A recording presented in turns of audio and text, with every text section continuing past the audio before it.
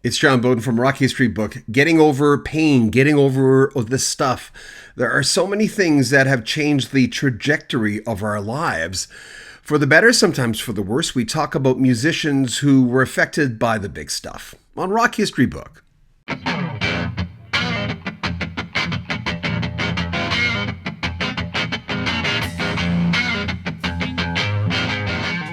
We kind of live in an era of get over it, which is not really a healthy way of looking at pain, but there are things that happen in our lives sometimes, divorce, death, car accident, injury in general, that changes our lives. All of a sudden, we're not the same person. We're not thinking the same things. We change priorities. In this one, it's 10 musicians who were never the same after that thing happened on Rock History Book. 10 musicians who were never the same after a tragic event. Eric Clapton and the death of his son. Before tragedy struck, Eric Clapton was already a legend. First with the Yardbirds, then Cream, and later Derek and the Dominoes. Their signature hit became his, Layla, and albums like Slow Hand and 461 Ocean Boulevard made him one of rock's most revered guitarists. But in 1991, his 4-year-old son Connor died after falling from the 53rd floor window in New York City. The loss devastated Clapton and led him to a creative transformation. He retreated from the spotlight and channeled his grief into the song Tears in Heaven, a heartbreaking ballad from the Rush soundtrack. The song won 3 Grammys and became one of his most iconic works. Clapton's style grew softer after that, more introspective. He never played or lived quite the same after that. Ozzy Osbourne and the loss of Randy Rhoads in a plane crash. Osbourne, known as the wild frontman of Black Sabbath, sort of reinvented himself in the early 80s with a solo career anchored by albums like Blizzard of Oz and Diary of a Madman. Those were the records that featured the dazzling guitar work of Randy Rhoads, whose talent re-energized Ozzy musically and emotionally. But it all ended in 1982 when Rhoads died in a freak plane crash at just 25. It's said that Ozzy was one of the first at the crash site. He plunged into depression and heavy substance abuse, nearly quitting music altogether. Though he continued making albums and was very successful, the bond he shared with Rhoads was irreplaceable, and his grief lingered for decades. Marvin Gaye and his father. Gaye was Motown royalty, with timeless hits like What's Going On, Sexual Healing, and Let's Get It On. Albums like Here, My Dear, and I Want You blended political consciousness and sensual soul, but his personal demons were just as potent. His father, Marvin Gaye Sr., was abusive throughout his childhood, and his toxic relationship haunted Marvin's entire life. Marvin Gaye Jr. always wanted to get away from the toxic relationship. On April 1st, 1984, during a heated argument, Marvin Sr. shot and killed his son the day before Marvin's 45th birthday. The tragedy ended a brilliant but tormented career, marked by depression, addiction, and spiritual searching. Struggles that colored his last albums with heavy emotional weight. Axel Rose and his childhood trauma and the death of Todd Crew. As the volatile frontman of Guns N' Roses, Axl Rose helped create one of rock's most explosive albums with Appetite for Destruction, featuring classics like Sweet Child of Mine, Welcome to the Jungle, and Paradise City. The band's massive Use Your Illusions 1 and 2 further showcased Axl's ambition and emotional volatility. But Axl's inner world was shaped by early childhood abuse, and later, a 1987 overdose of his close friend and confidant, Todd Crew. Already emotionally unstable, Axl became increasingly paranoid, obsessive, and withdrawn. His grief and trauma fueled the chaotic nature of Use Your Illusion and led to years of reclusion and band turmoil. He was never emotionally whole again.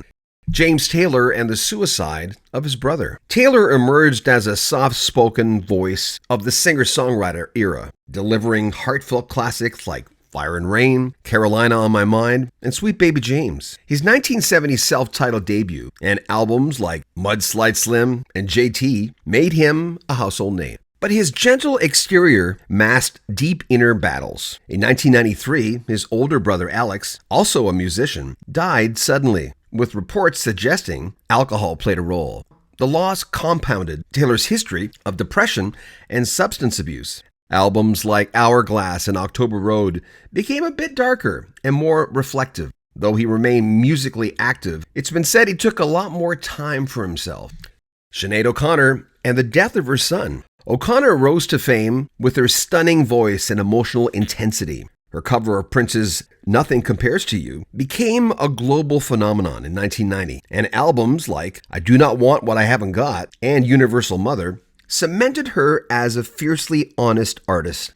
In 2022, her 17-year-old son, Shane, took his own life after escaping a mental health facility. The tragedy broke Chenade. She posted anguished messages online and canceled her touring plans. Just over a year later, in 2023, she passed away herself. Her final years were marked with profound pain. Though she had long wrestled with mental illness, Shane's death seemed to take what was left of her will to live.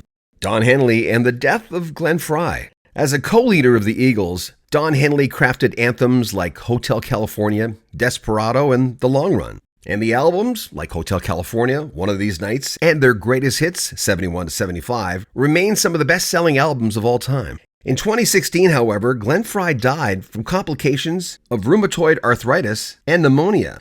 Though their partnership was always weathered with tension and reunions, Henley admitted he never truly got over Frey's death, and he had to step back and do his own share of reflecting. What was healing for Don Henley? Well, returning to the Eagles. This time with Glenn Frey's son, Deacon, and country star Vince Gill taking Frey's place. But Henley has often described it as bittersweet. His solo material, including the reflective Cass County, became more nostalgic, filled with themes of loss and time slipping away. Brian Wilson and the collapse after Smile. Wilson was the creative genius behind the Beach Boys, composing masterpieces like God Only Knows, Good Vibrations, and Wouldn't It Be Nice? The album Pet Sounds is widely considered one of the greatest records of all time. But in 1967, Wilson attempted to create the album Smile, a widely ambitious concept album.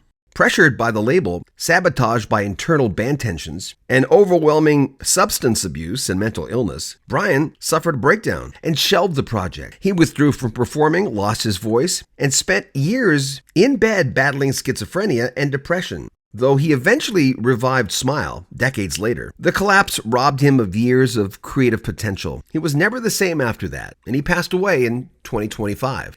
Neil Young and the death of Danny Whitten. Young's distinctive voice and raw guitar work earned him legendary status with hits like Heart of Gold, Old Man, and Cinnamon Girl. Albums like After the Gold Rush and Harvest helped define the singer-songwriter era. But in 1972, Young fired Crazy Horse guitarist Danny Whitten due to his substance abuse. That same night, Whitten died of an overdose. The guilt devastated Young, who later poured his sorrow into the bleak and unpolished Tonight's the Night in 1975. The album's ragged sound and raw emotion marked a dramatic shift in his tone. Mortality and regret became recurring themes in Young's music, shaping the emotional core of his career.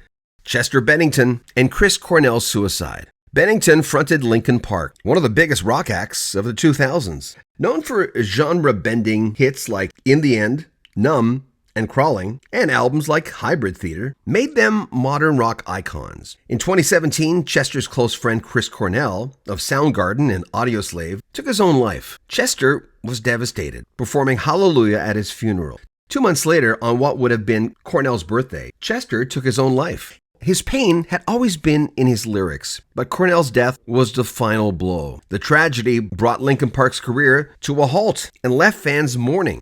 A voice that had always carried both fury and fragility. Linkin Park have since reunited with a new lead singer. Hope you enjoyed that. Remember, if you want to donate to the channel, there is a PayPal link at the very top of every one of our videos.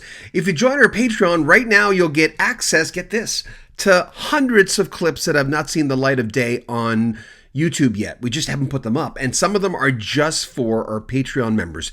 Be a Patreon member. It'll only cost you $6 and change, and you get access to all this stuff like right now. The link is in the description. And remember, you can buy a Rock History Music, Rock History Book t-shirt or cap or coat. That link is in the description as well. When you subscribe, remember, click the bell notification so you don't miss anything. Comment on them. We always check out the comments.